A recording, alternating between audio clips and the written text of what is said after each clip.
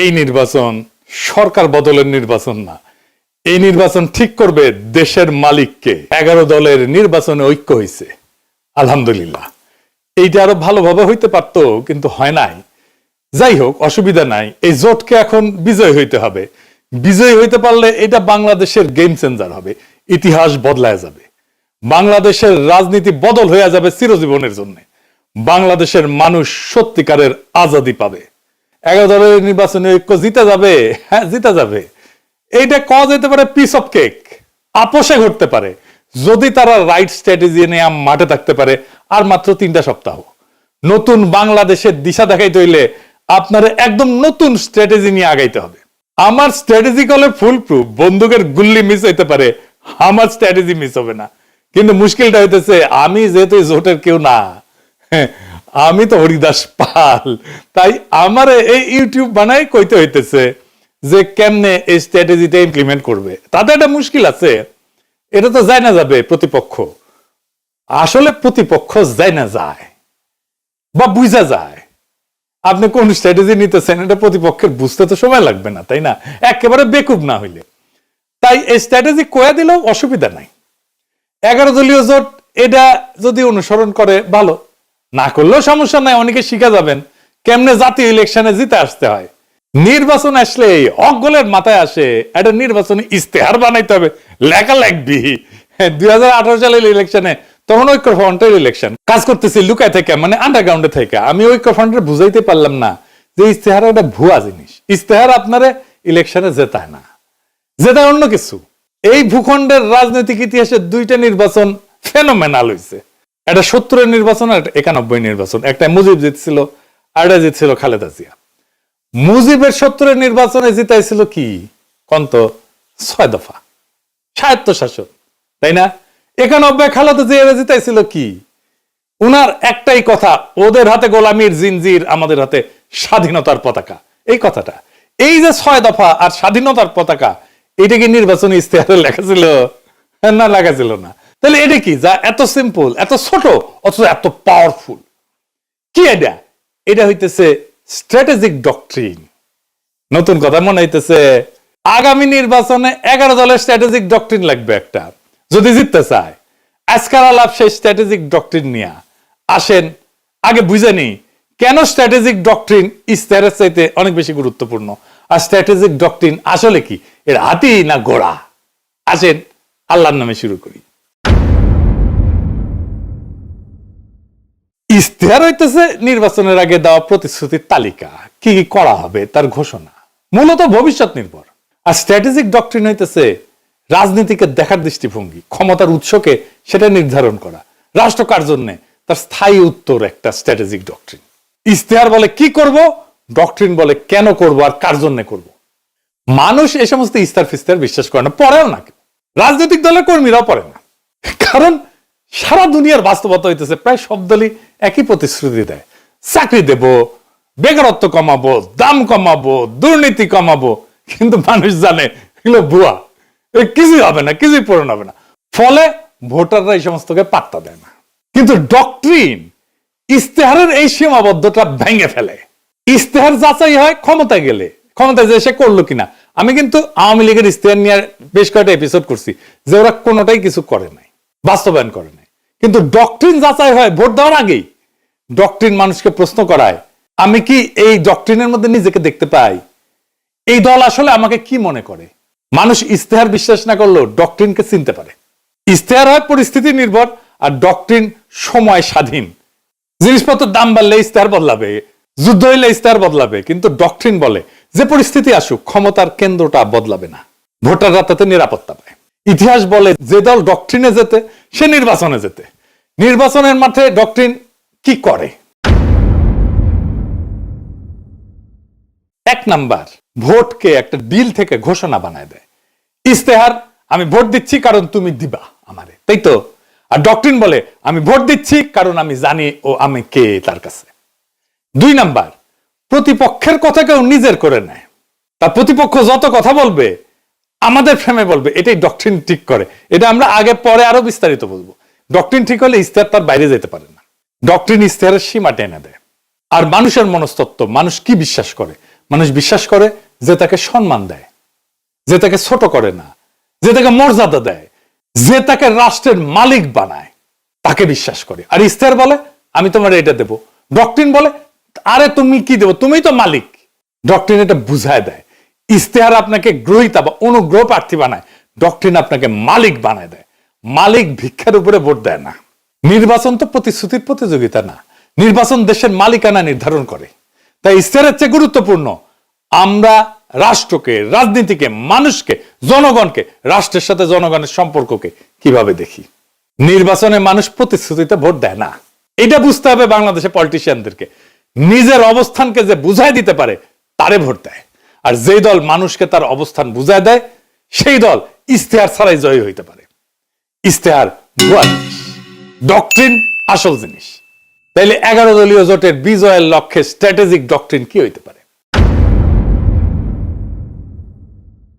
আগে দেখে নেই বিএনপির স্ট্র্যাটেজিক ডক্ট্রিন কি এই নির্বাচনে, বলতে পারবেন? এটা জানা দরকার, কারণ এই বিএনপি স্ট্র্যাটেজিক ডক্ট্রিনকে হারাইতে হবে। কি সেটা?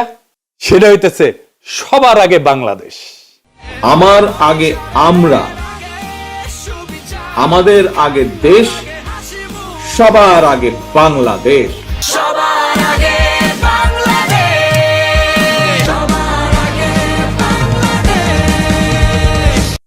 দেখেছেন উনারা সচেতন ভাবে করছেন কিনা এটা উনারাই বলতে পারবেন।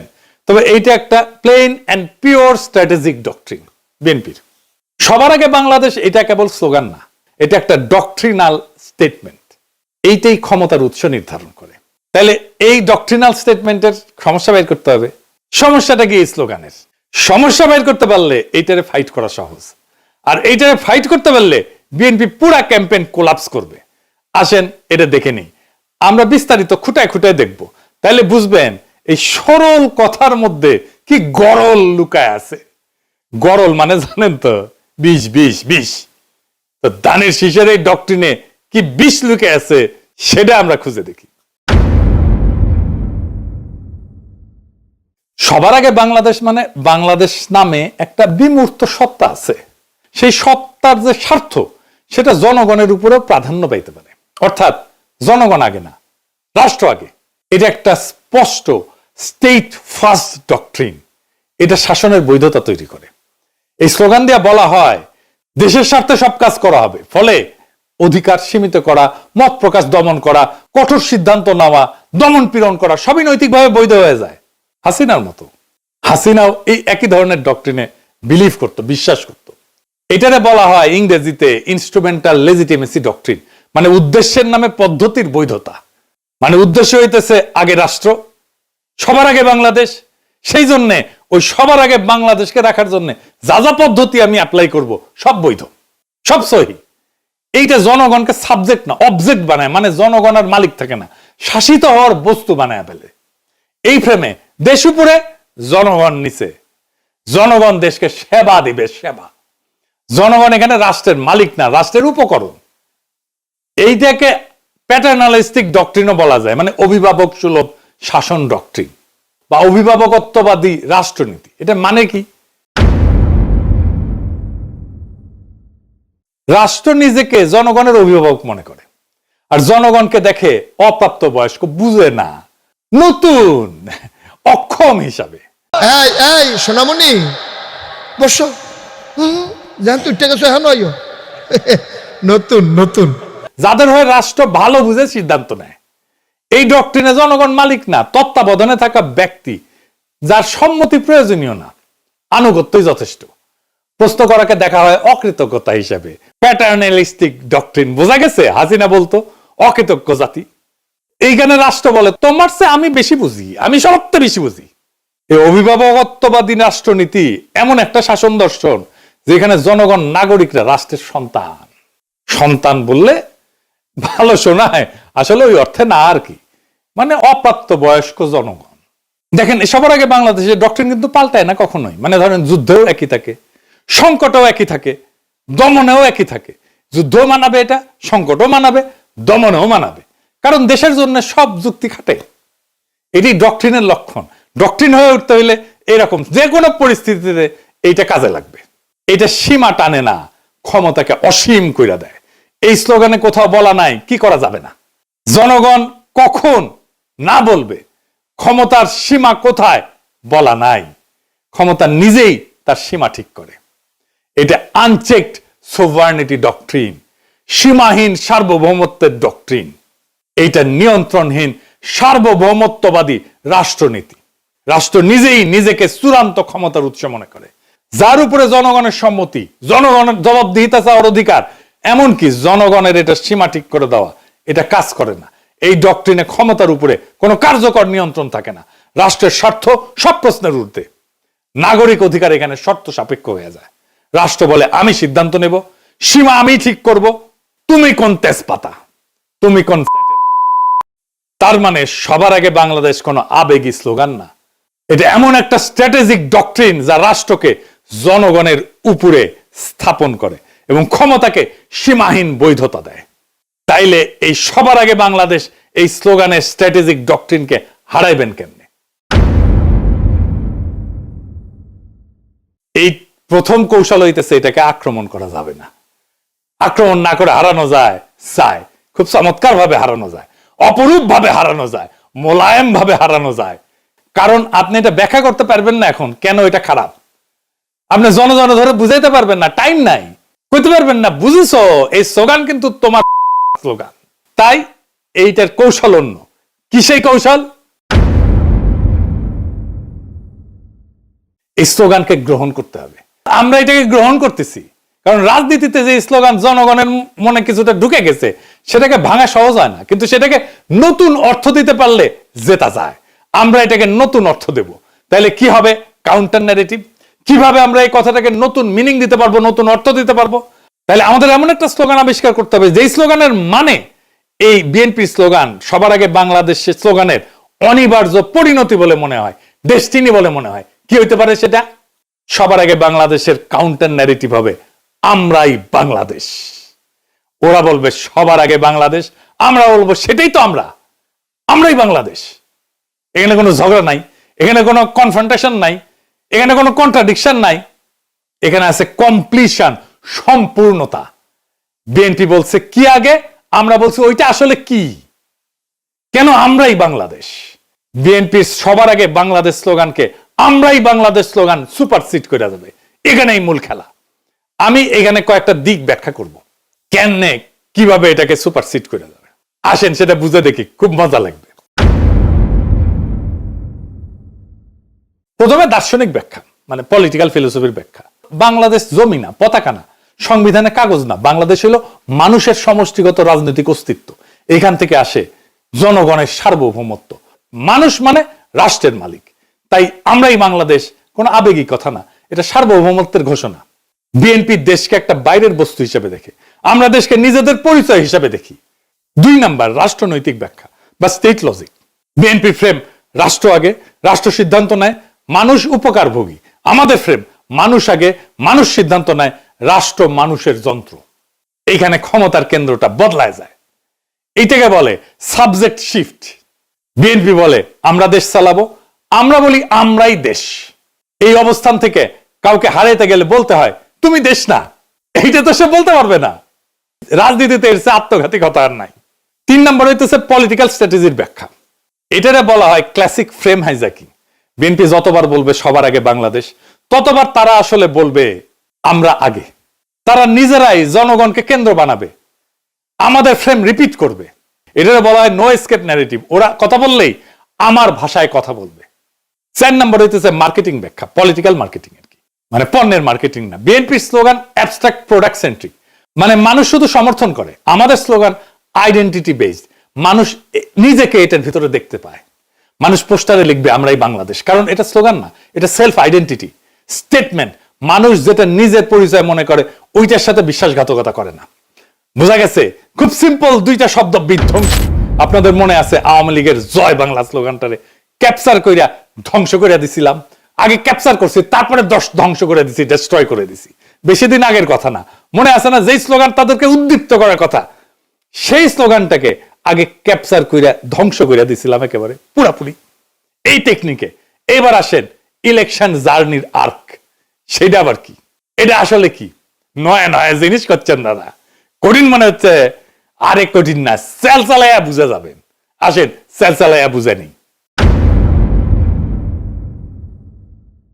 এইটা আসলে ভোটের আগে থেকে ক্ষমতায় যাওয়ার পর পর্যন্ত জনগণকে একসাথে নিজের সাথে যুক্ত রাখার রোডম্যাপ, পথ নকশা।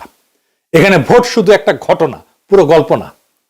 ঠিক আছে, বর্তমান বাংলাদেশের বাস্তবতাটা কি? এটা কি জন অসন্তোষ এটা দিয়ে শুরু হয়? তা না, শুরু হয়েছে একটা হতাশা দিয়ে, গভীর হতাশা দিয়ে, একটা ভ্রম দিয়ে, একটা ভুল দিয়া। সব বদলাইছে মনে হয়, কিন্তু আসলে কিছু বদলায়নি। আগের বন্দোবস্ত, আগের রাষ্ট্রযন্ত্র, আগের ক্ষমতার ভাষা, আগের নিয়ন্ত্রণ সব ঠিক আছে, শুধু মুখ বদলাইছে, দল বদলাইছে। মানুষ স্পষ্ট দেখতেছে বিএনপি ধীরে ধীরে আওয়ামী লীগের আগের জায়গাগুলো নিচ্ছে, কাঠামো ভাঙতেছে না, দখল বদলাচ্ছে। সবচেয়ে গুরুত্বপূর্ণ বাস্তবতা হইতেছে তারেক রহমান তো নির্বাচিত প্রাইম মিনিস্টার না, কিন্তু তিনি ডিফ্যাক্টো দেশের প্রধান সিদ্ধান্ত কেন্দ্র। এখানে মানুষ বুঝে যায় সমস্যা ব্যক্তি না, সমস্যা হচ্ছে একই রাষ্ট্র একইভাবে চলে। এই উপলব্ধিটাই ইলেকশন জার্নির প্রকৃত শুরু। নির্বাচন শেষ না, নির্বাচন দিয়ে নাগরিক তার মালিকানা দখল করবে। এখানে ইলেকশন জার্নির আর্ক পূর্ণতা পায়। স্লোগান থেকে যাত্রা। এর প্রথম ফেজে কি হবে? পরিচয়কে জাগরিত করা। আমরাই বাংলাদেশ, এটা আমাদের পরিস্থিতিকে জাগ্রত করবে। এই পর্যায়ে প্রতিশ্রুতি কম, দর্শন বেশি। এর লক্ষ্য কি? মানুষ ভোটার না, মানুষকে বলা আপনি একটা পলিটিক্যাল এন্টিটি, রাজনৈতিক সত্তা। 2 নাম্বার ফেজে কি? নৈতিক প্রশ্ন, মোরাল কোশ্চেনিং। এইখানে প্রশ্ন উঠবে, আমরাই যদি বাংলাদেশ হই তাহলে এত অন্যায় কেন, এত অবিচার কেন, এত বেইনসাফি কেন? এখান থেকে আসবে ইনসাফের প্রশ্ন। ইনসাফ মানে ভিক্ষা না, দয়া না, অধিকার ফেরত নেওয়া। মানুষ তখন বোঝে অন্যায়টা তো তাহলে আমার বিরুদ্ধে, বেইনসাফি তো আমার বিরুদ্ধে। আমরাই যদি বাংলাদেশ হই আর এই বাংলাদেশে যদি বেইনসাফি থাকে তাহলে এই বেইনসাফি আমার বিরুদ্ধে, কারণ আমি তো বাংলাদেশ। 3 নাম্বার ফেজ, ইনসাফের কাফেলা। এটা একটা কালেকটিভ জাস্টিসের ফেজ, সম্মিলিত ন্যায়ের যাত্রা। মানুষ বোঝে আমি একা না, আমার অভিজ্ঞতা সবারই। এখানেই জন্ম নেয় কাফেলার ধারণা। কাফেলা মানে পার্টি না, কাফেলা মানে পোস্টার না, এটা একটা নৈতিক যাত্রা। আমার ভোটটা তো দেওয়া হবে তাকেই যে আইন বানাবে, যেকে আমি সংসদে পাঠাচ্ছি। এটা একটা যাত্রা, যে আইন সমাজে ইনসাফ কায়েম করবে। এই ভোট শুধু ব্যালটের ভোট না, এটা ইনসাফ কায়েমের কাফেলা। 4 নাম্বার ফেজ, আজাদির দোরগোড়ায় পৌঁছানো। শেষ পর্যায়ে প্রশ্ন বদলায়। কে ক্ষমতায় যাবে এটা প্রশ্ন না, বরং আমরা কিভাবে শাসিত হব সেইটা প্রশ্ন হয়ে দাঁড়ায়। আজাদি মানে নিজের জীবনের উপরে নিজের কর্তৃত্ব। এখানে নির্বাচন ক্ষমতার উৎস না, এই নির্বাচন হইতেছে আজাদির দরজায় পৌঁছানোর মাধ্যম। ইনসাফের কাফেলা দিয়ে আজাদির দরজায় পৌঁছানোর মাধ্যম হইতেছে নির্বাচন। তাইলে কেন এই যে সিম্পল মেসেজ, আমরা এই বাংলাদেশ, এটা কেন আমাদের জিতাই দেবে? 5টা সিম্পল কারণে জিতাই দেবে। 1 নাম্বার, এটা ঝগড়ার রাজনীতি না। 2 নাম্বার, এটা পরিচয়ের রাজনীতি। 3 নাম্বার, এটা মানুষকে ছোট করে না। 4 নাম্বার, এটা মানুষকে রাষ্ট্র বানায়, মালিক বানায়। 5 নাম্বার, এটা প্রতিপক্ষের মুখে আমাদের ভাষা ঢুকায় দেয়। মানুষ যখন বলে আমরাই বাংলাদেশ, সে আর শুধু ভোটার থাকে না, সে হয়ে যায় মালিক। আর মালিক কখনো ভুল জায়গায় দাঁড়ায় না। এই নির্বাচন সরকার বদলের না, এই নির্বাচন ঠিক করবে দেশের মালিককে। ওরা বলে সবার আগে বাংলাদেশ, আমরা বলি আমরাই বাংলাদেশ। যেদিন মানুষ এটা বুঝে যাবে, সেদিন আর কাউকে জিততে হবে না। নির্বাচন নিজেই নিজের ফল ঘোষণা করবে। সেই দিনের অপেক্ষায় আমরা থাকব 12ই ফেব্রুয়ারিতে। ইনকিলাব জিন্দাবাদ। আমরা কি চাই? আপনি কি চান? আমি কি চাই? বাংলা কি চাই? মাটি কি চাই? শহীদ কি চাই? আমরা কি চাই? বাংলা কি চাই? 24 কি চাই? জুলাই কি চাই? আমরা কি চাই? ইনকিলাব কি চাই? বিপ্লব কি চাই? জনতা কি চাই? মাটি কি চাই? বাংলা কি চাই?